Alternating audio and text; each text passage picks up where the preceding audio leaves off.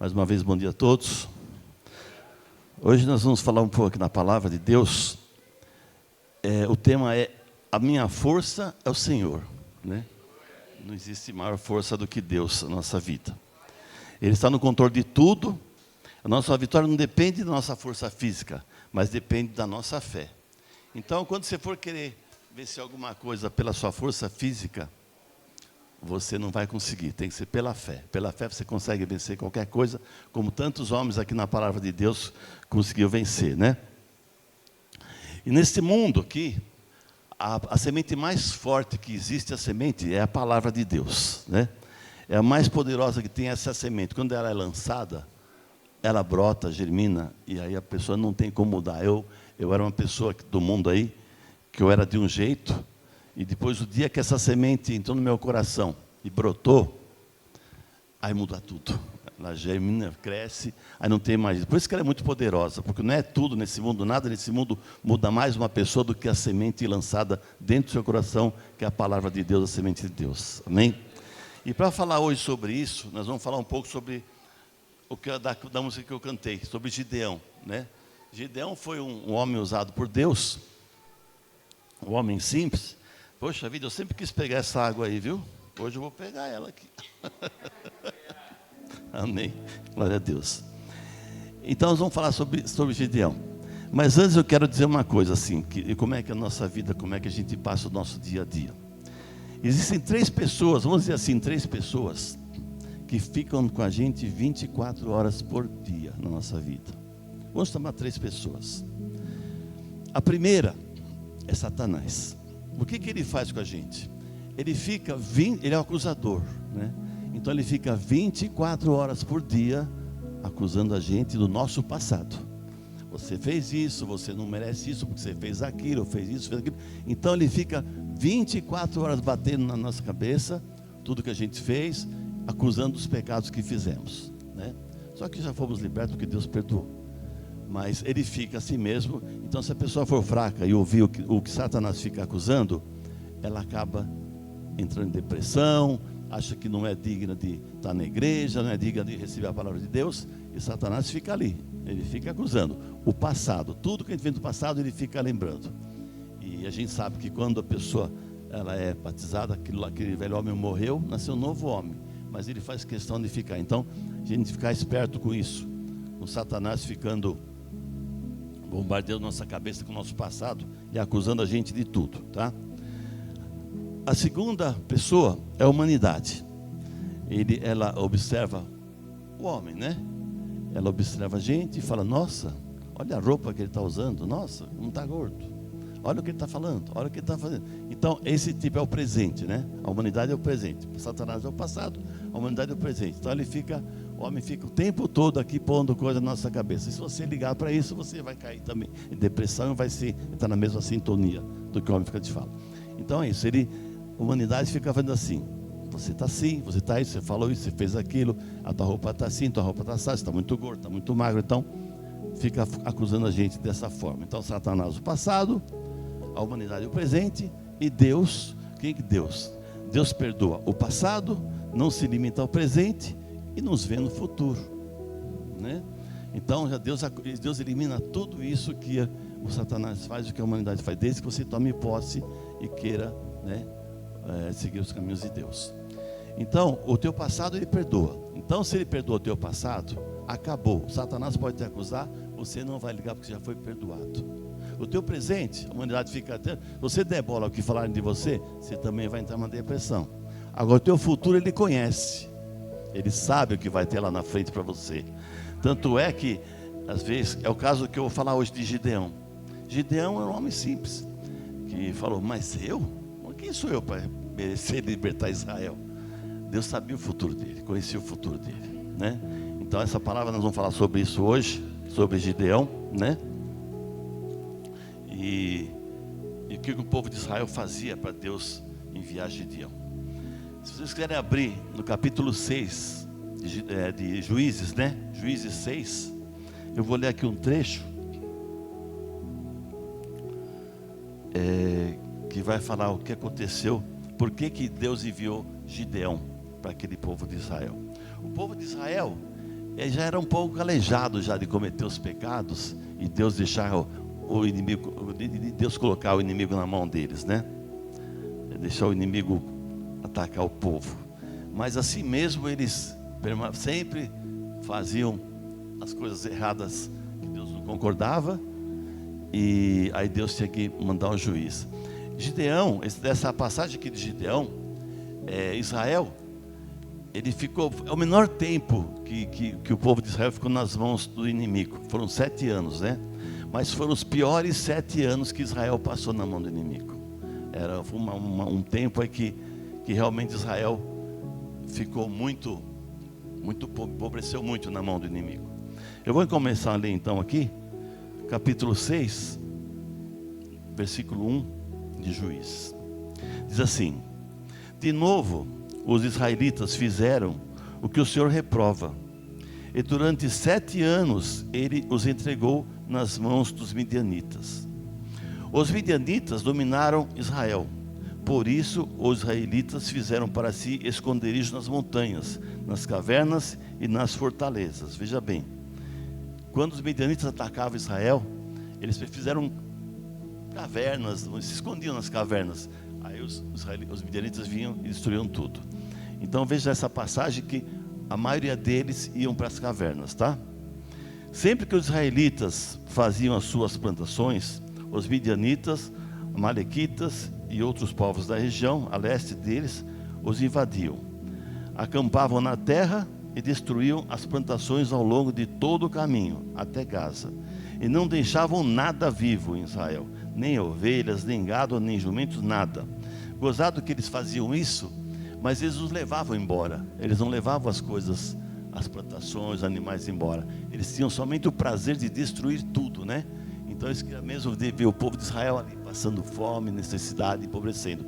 Eles não levavam embora, não era que eles roubavam, eles simplesmente destruíram. Os midianitas destruíram tudo. Eles subiam trazendo os seus animais e suas tendas, e vinham como enxames de gafanhoto. Era impossível conter os homens e os seus camelos. Invadiam a terra para devastá-la. Por causa de Midian, Israel empobreceu tanto que os israelitas clamaram por socorro ao Senhor. Quando os israelitas clamaram ao Senhor por causa de Midian, ele lhes enviou um profeta.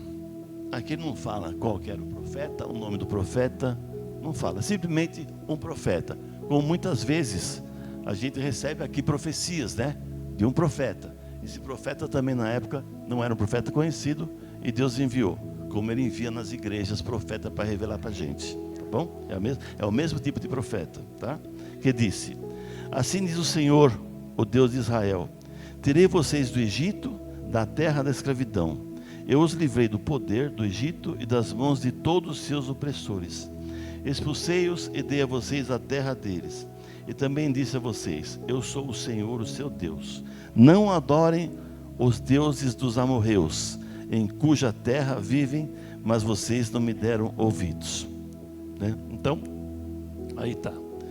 Deus avisou, tirou eles do Egito, fez tudo aquilo que fez, pediu para não adorar outro Deus, e Israel, o que fez? Foi lá, adorou Deus, tudo que Deus não queria. Aí Deus deixou os malaquititas atacarem o povo de Israel.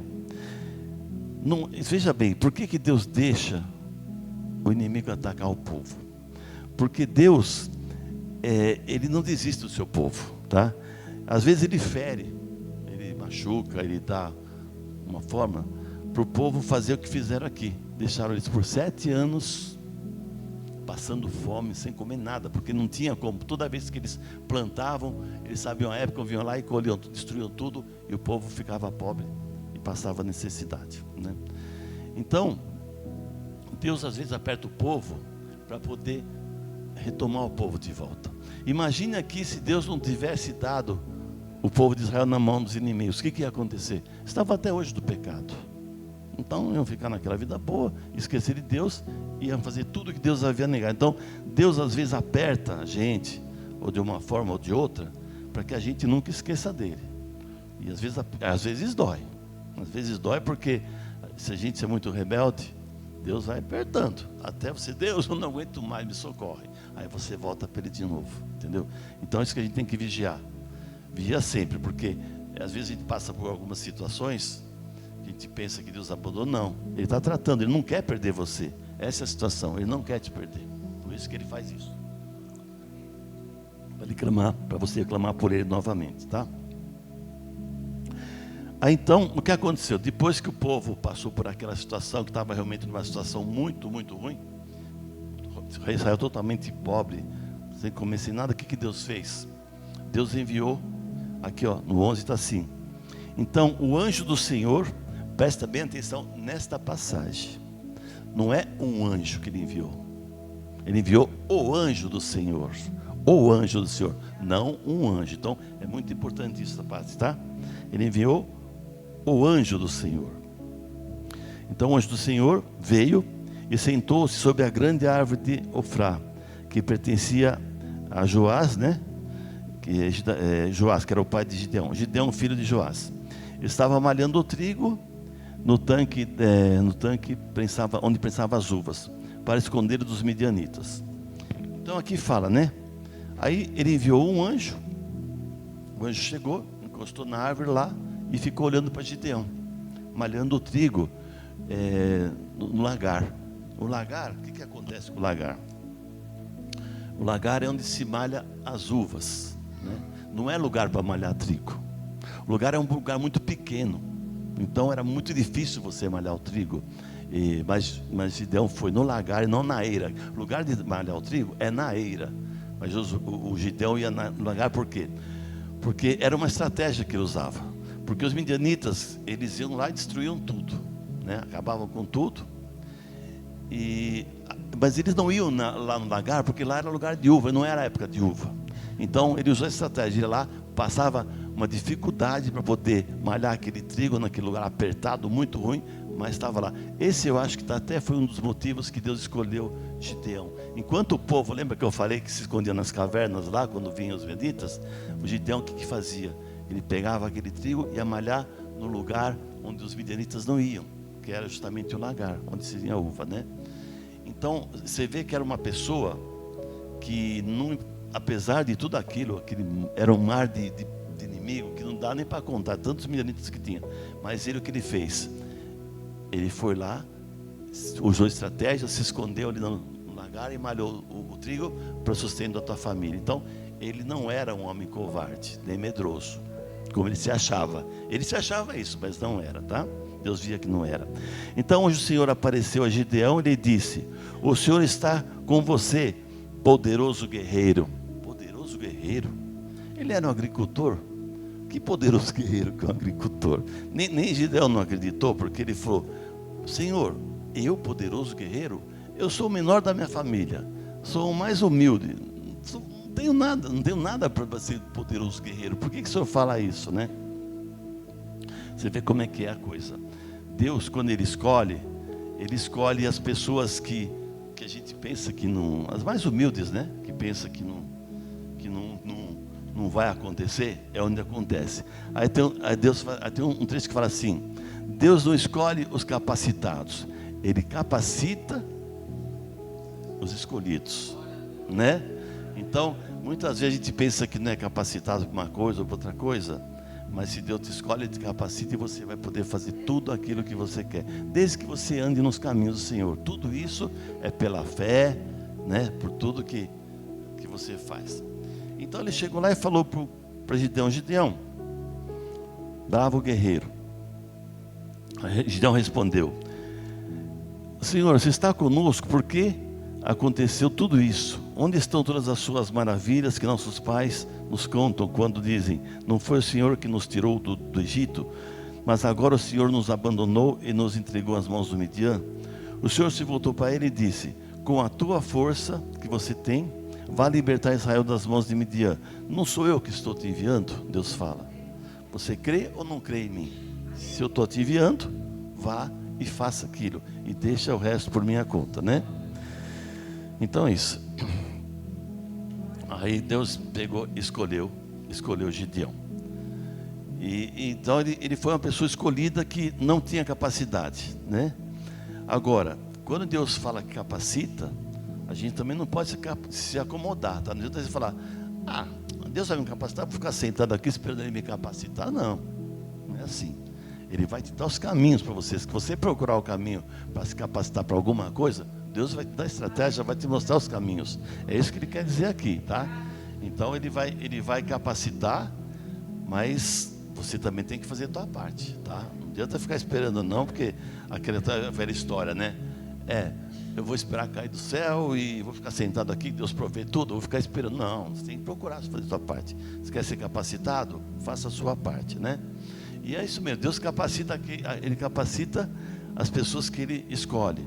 O mesmo caso de Davi. Você vê, Davi também é o mesmo tipo de Gideão. Uma pessoa humilde, que estava nas malhadas, né? Com aqueles irmãos tudo forte, Deus escolheu ele para poder derrotar o gigante e fazer tudo o que Davi fez. São pessoas simples, né? Que Josué, ele escolheu Josué para derrubar Jericó. Você veja bem, Jericó, aquelas muralhas de Jericó, pelo que eu vi no estudo, ela tem 6 metros de largura e 10 de altura, mais de 6 metros de largura, uma muralha.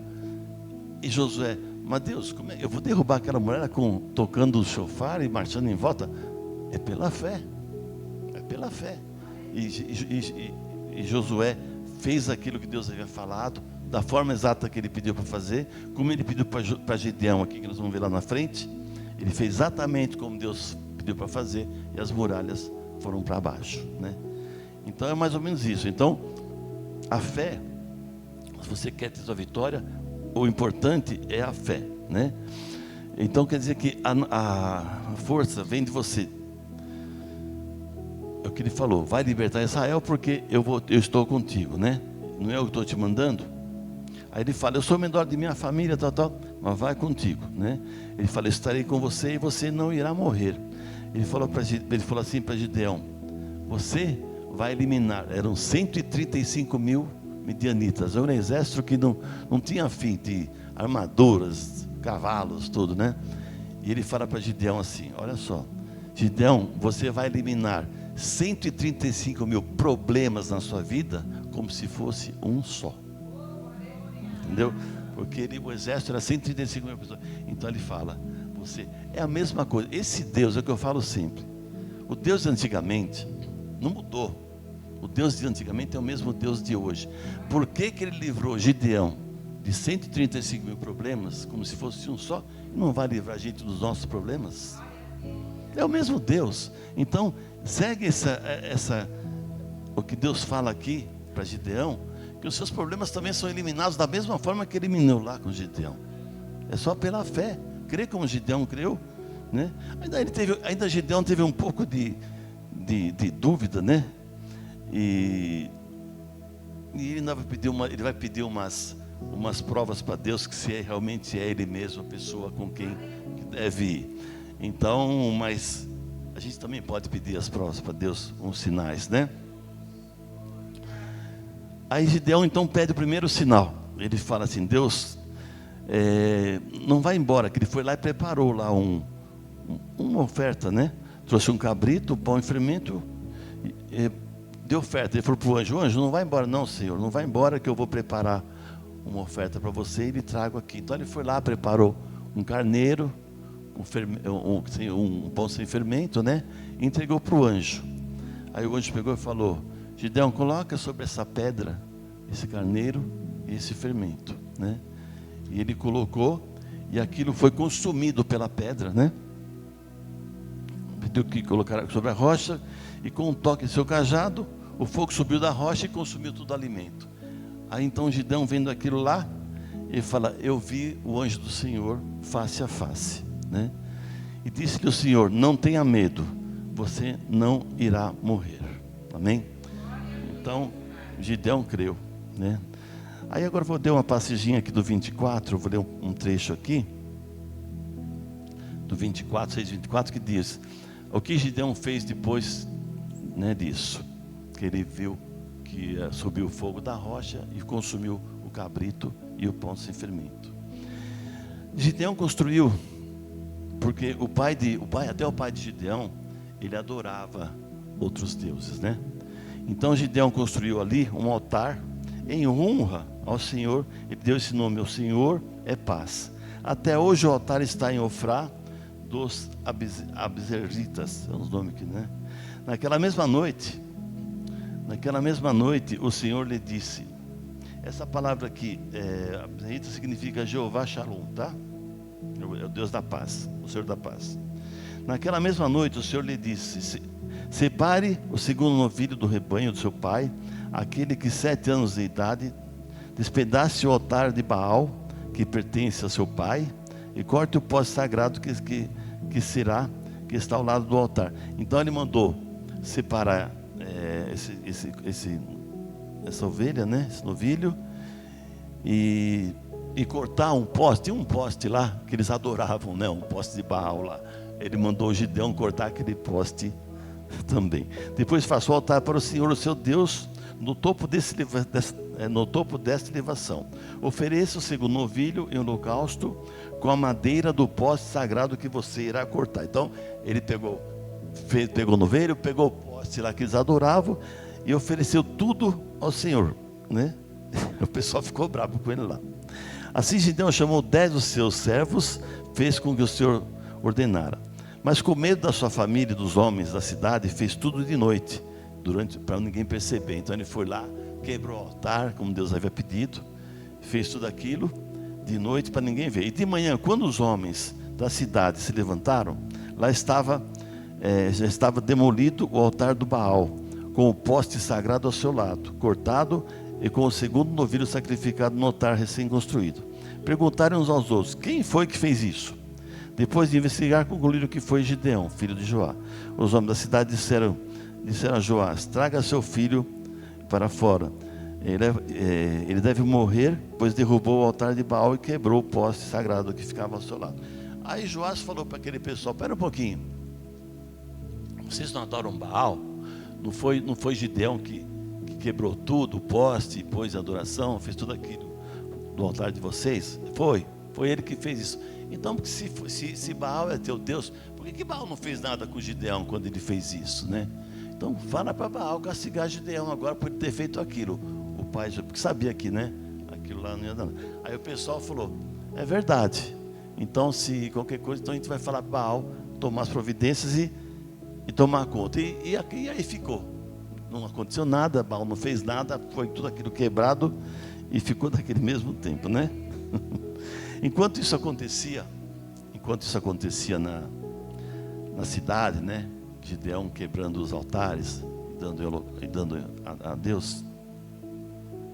O que aconteceu? Já estava começando a acampar em volta de Israel, todo aquele povo lá, os amalequitas, outros povos, tudo já rodeando já, porque Israel ficava no alto, né? Embaixo ficava todo o acampamento dos midianitas, que uniram muitos homens, né?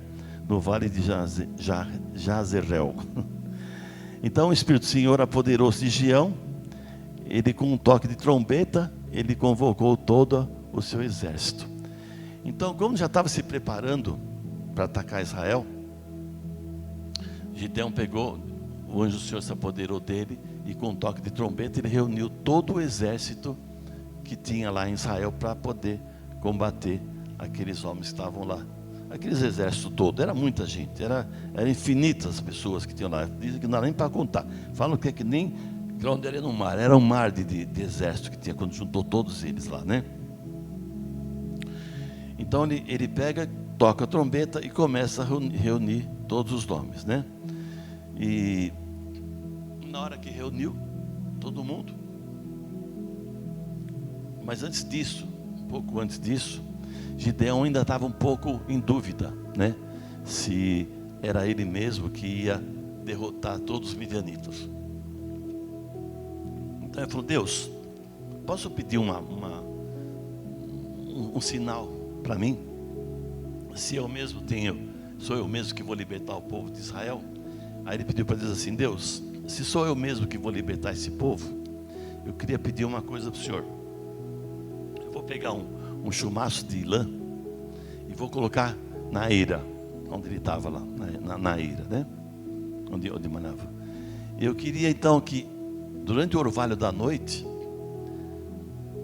esse chumaço ficasse seco e tudo em volta ficasse molhado. Ele pediu isso para Deus, então ele colocou lá o chumaço de lã. Anoiteceu, quando ele saiu de manhã, o que tinha lá? Tudo em volta molhado e o chumaço estava seco de lã.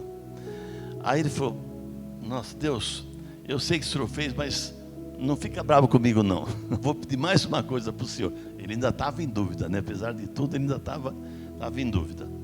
Mas esse sinal que Deus dá, Ele deu para Gideão, Ele pode dar para nós também, tá? Então, é só a gente fazer exatamente como Gideão fez aqui, que é o mesmo Deus. Se você tiver a fé, Deus vai fazer. A Gideão falou: Deus, não fica bravo comigo não, deixa eu pedir mais uma coisa para o Senhor. Vamos fazer o contrário agora.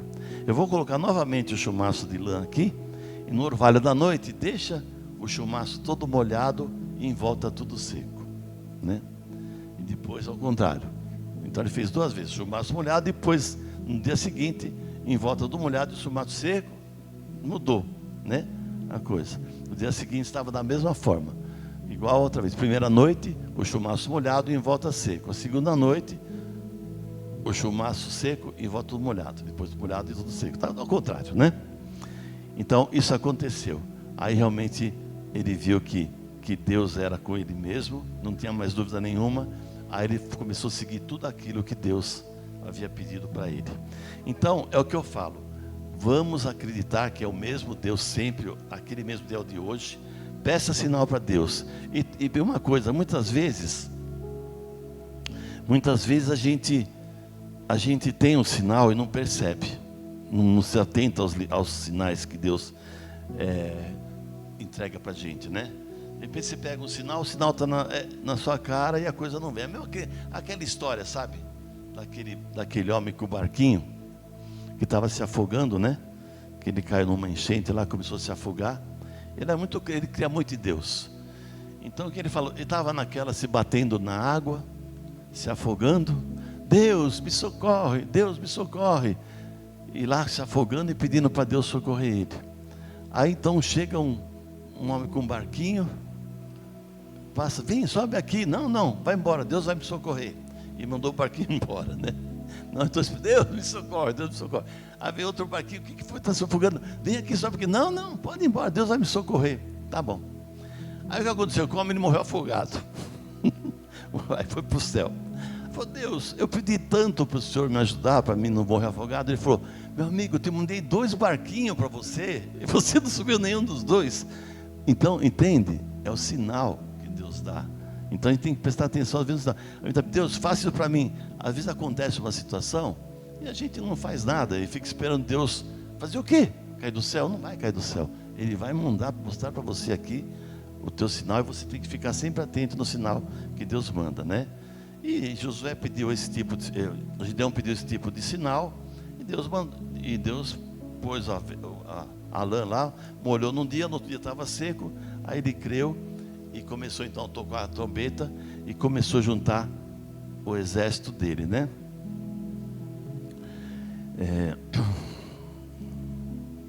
Começou a juntar o exército dele. Então, o que ele fez? Ele conseguiu trazer 32 mil homens, né? Para poder, ele juntou um exército de 32 mil homens para poder lutar contra o exército dos midianitas, que eram 135 mil, era muita gente, né? E ele realmente ele juntou 102 mil, né?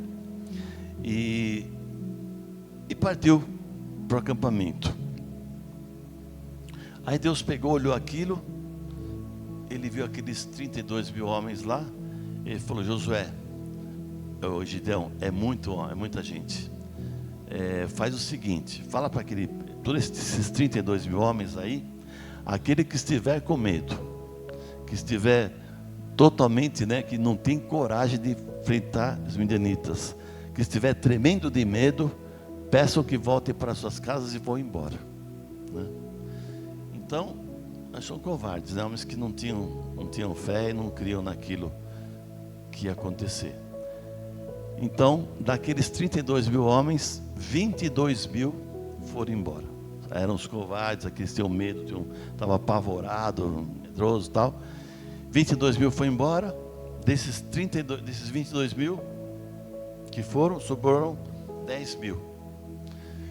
Aí Deus falou para Josué, Josué na cabeça. Gideão, ainda é muita gente. Mas, Senhor, são 135 mil homens lá. Como é que eu vou derrotar aquele monte de soldado, tudo armado, com tudo aquilo, com 10 mil homens, menos que 10 mil homens? Falei, ainda é muita gente, Josué. Ô, Gideão, faz o seguinte: leva todos eles para o rio, onde tinha para beber água, né? E eu escolherei aquele que vai com você. Aqueles homens que forem beber a água daquele rio, como se fosse um cachorro, baixava a boca e lambia a água, esses vão embora. E aqueles que pegassem assim, com a mão, e ficassem alerta e beber, esses vão com você. Por isso que eu falo, Deus é que está falando o seguinte: por que Ele escolheu aqueles que bebiam água e estavam sempre vigiando em volta? É como vigiai sempre. A palavra de Deus fala, vigiai sempre. Isso é o que eles estavam fazendo aqui, vigiai sempre. Às vezes a gente, de repente, num dia a dia da vida, aí a gente escapa, sabe? E aí o inimigo vem e pega. Então, isso ele está dizendo para aqueles homens: vigiai sempre. Não descuide do inimigo nunca, porque ele é astuto, como eu falei lá no começo. Ele vai ficar te acusando 24 horas por dia do teu passado. Ele vai ficar lá: olha, você fez isso, você fez aquilo, você não vale nada, você não merece, papapá. E aí você acaba entrando na armadilha. Então, vigie sempre, porque o diabo é astuto, ele vai ficar mesmo te sondando o dia e noite toda. Por qualquer deslize que a gente tiver, qualquer deslize, ele vai te acusar. E se você fez, aí ele fala para Deus: olha, Deus, eu vou mexer com a vida dele. Aí Deus olha e fala: pode mexer. Por que acontece? Deus não pode ir contra a palavra dele. Se a gente faz uma coisa errada contra a vontade de Deus, como é que Deus vai te guardar se ele vai contra a palavra dele mesmo? Não pode. Então ele deixa o diabo fazer, como fez com o povo de Israel, né? Não adianta. Então, por isso que eu falo, se você estiver vigiando, você não vai cair na cilada do inimigo. E você vai conseguir ter essas vitórias que Gideão teve aqui na palavra, tá bom? Então é importante vigiar dia e noite, muito importante, tá?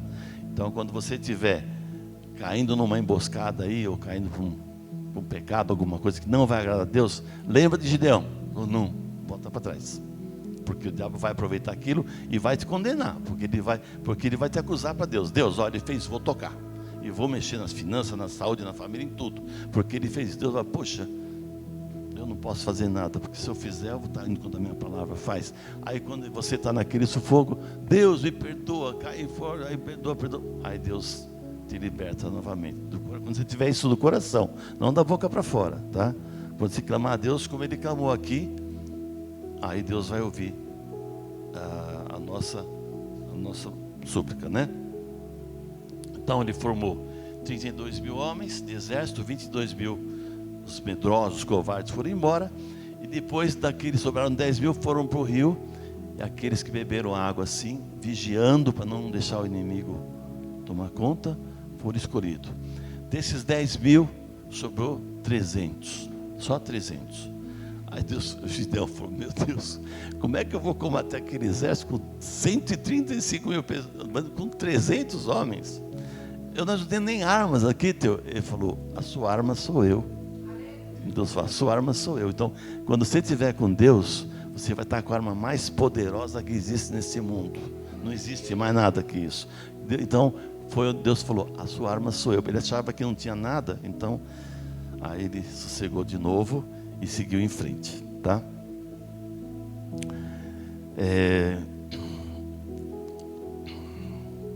Tá, separou 300 de varia, tá.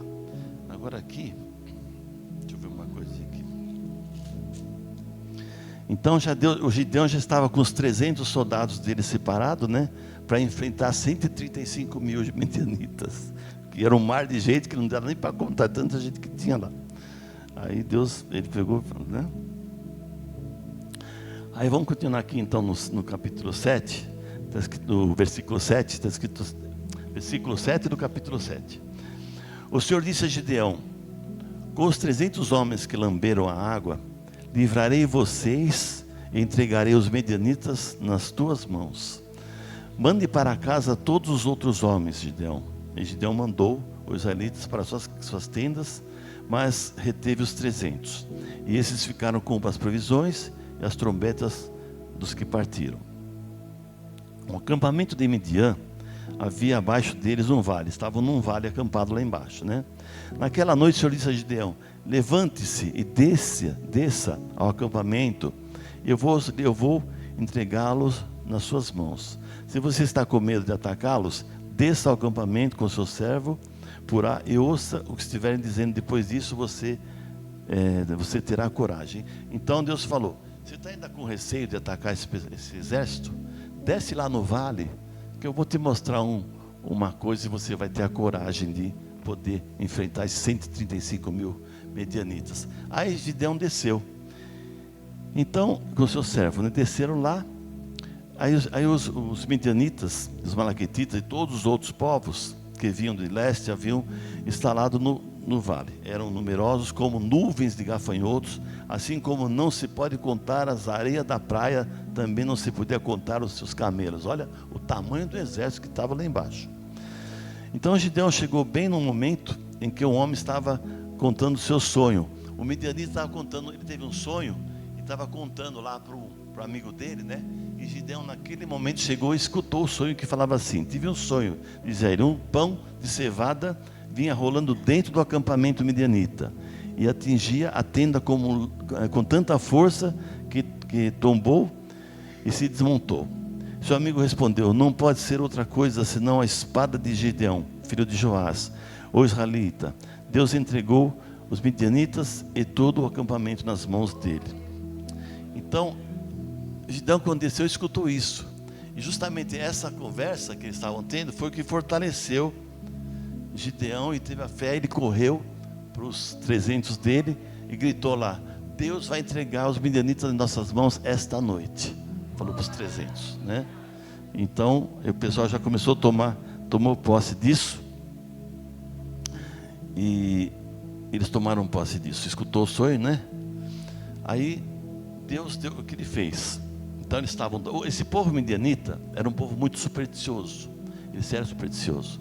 Então qual foi a estratégia que Deus deu para Gideão? Ele falou assim: Gideão, você pega os teus 300, divide em 3 grupos e cerque aquele acampamento, cada 100 grupos de homens. Vocês vão levar um jarro, uma trombeta e uma tocha de fogo. E cerque um acampamento assim. E quando eu tocar a minha trombeta, Gideão falou para eles: quando eu tocar a minha trombeta, vocês toquem todos juntos a trombeta na mesma hora. Depois quebrem os vasos todos, continue soprando a trombeta e balance a tocha de fogo, né? Então olha a estratégia que Deus deu para ele. Uma coisa absurda, né? Que Deus pode dar para a gente também toda a estratégia para a gente poder resolver os nossos problemas na vida. É só a gente querer. E Deus vai dar estratégia. Temos que observar também a estratégia que Deus vai dar na nossa vida para poder superar esses momentos da nossa vida de problemas, né? Como ele resolveu lá 135 mil problemas, como se fosse um. Por que não pode resolver o nosso problema na nossa vida também? É o mesmo Deus. Então entregue na mão de Deus, confia nele, veja os sinais, entendeu? A estratégia que Deus vai dar para você resolver o seu problema, que Deus vai mostrar, né? Então que eles fizeram isso. Então se eles se separaram, quando chegou a meia-noite, né? Josué cercando já todo aquele povo lá, o que ele fez? Ele fez aquilo, quebrou todos os vasos, as trompetas, né? Quebrou todos os vasos ao mesmo tempo e balançando a tocha e tocando chofar. Aquele povo ficou tão doido que começou um se matar o outro, que era supersticioso, achavam que era, não sei o que eles achavam que era, mas enfim, eles começaram a correr para lá, para cá com as espadas embainhadas. Era meia-noite, tudo escuro, começou um se matar um outro. Um começou a matar o outro, matar o outro, matar o outro. E o que aconteceu? Gideão venceu a batalha dessa forma, na estratégia de Deus, né? Nessa estratégia de Deus. E os que fugiram né? Você vê, os que fugiram, os soldados de Gideão foram atrás para terminar o problema de uma vez por todas. Não adianta terminar a parte do problema, porque escapou alguma coisa. Então, eles mesmo cansados, eles andaram 80 quilômetros, na palavra, correndo atrás do que restou dessa coisa, para eliminar todo o problema. Então Deus vai falar nisso aqui, que a gente não tem que deixar o problema pela metade. Temos que eliminar o problema para que ele não volte, tá? Para que ele não volte. E ele não vai voltar se você realmente estiver com Deus cumprindo o que Ele fala aqui. O problema não vai voltar. Então você vai tomar posse hoje à noite, hoje dessa manhã, das promessas de Deus na sua vida, e seguir aqui o que Jean está fazendo, para os seus problemas serem todos eliminados em nome de Jesus. Amém? O que a gente pode tirar aqui de conclusão dessa vitória de Gideão, né? Era um homem então que foi um homem simples.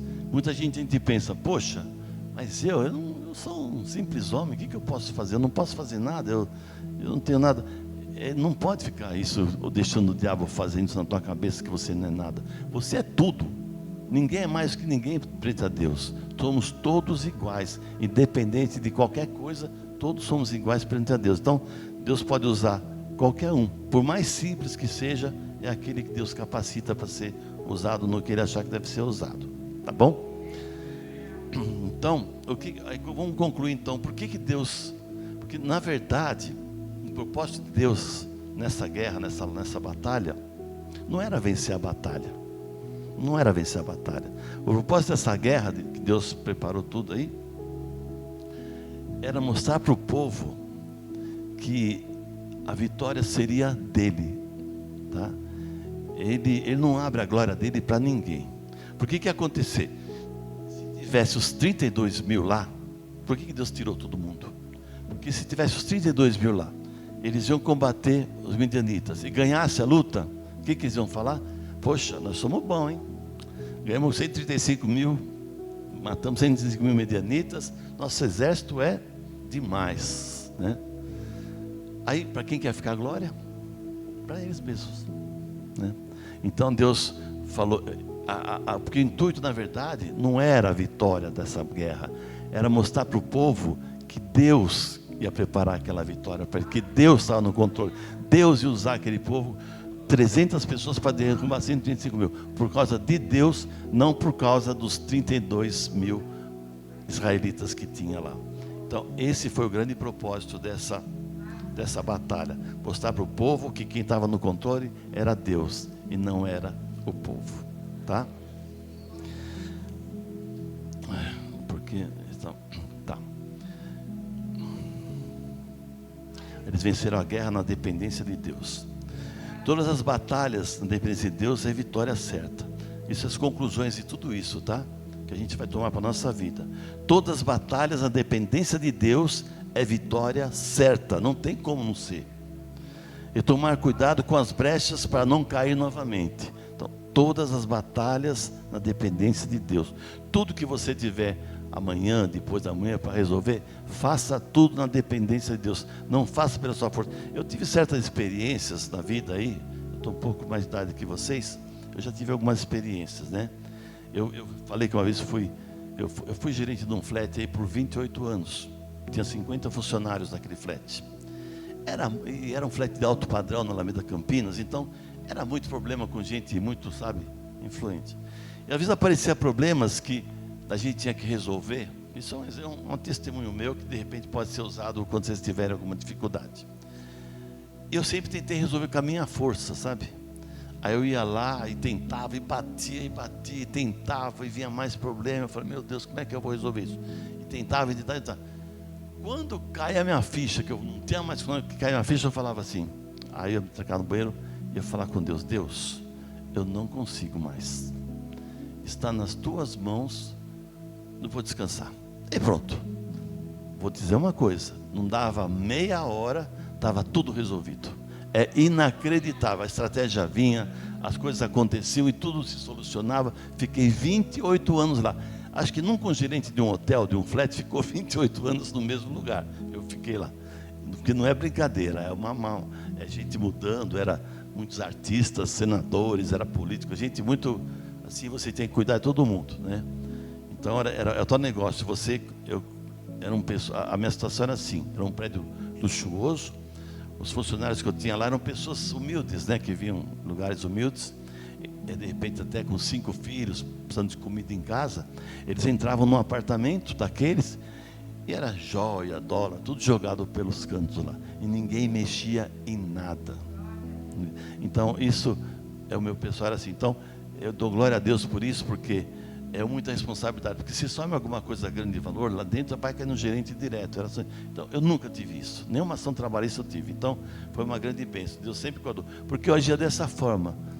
Quando cai a minha ficha que o meu problema eu não resolvia, está na mão de Deus, a coisa acontecia. Faça isso que vocês vão ver como as coisas acontecem. É impressionante, é milagre atrás de milagre, tá? Então todas as batalhas na dependência de Deus, a vitória é certa, e tomar cuidado com as brechas. Então sempre quando você está na tua batalha, que você tem a vitória, cuidado para não cair de novo no pecado, para o inimigo não atacar você novamente, tá bom? Deus muda a nossa mentalidade. Você vê uma coisa, Ele chamou um homem que se achava inútil de valoroso. Então o que Deus faz? Deus muda a nossa mentalidade.